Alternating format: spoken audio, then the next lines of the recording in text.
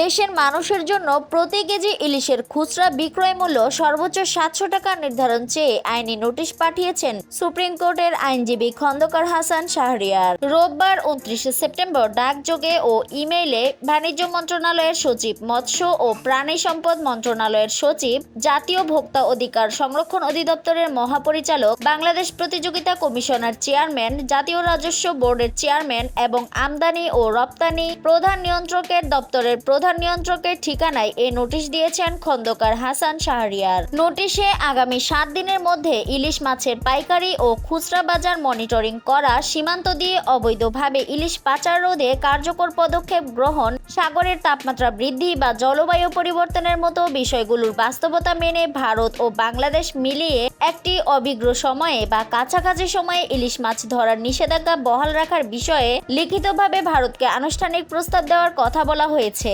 সেই সঙ্গে ভবিষ্যতে যে কোনো দেশে ইলিশ রপ্তানির ক্ষেত্রে বাংলাদেশের বাজার মূল্যের চেয়ে কম দামে যেন রপ্তানি না করা হয় সেই বিষয়টি নিশ্চিত করার কথাও বলা হয়েছে। অন্যথায় উচ্চ আদালতে রিট দায়ের করা হবে বলে নোটিশে উল্লেখ করা হয়েছে।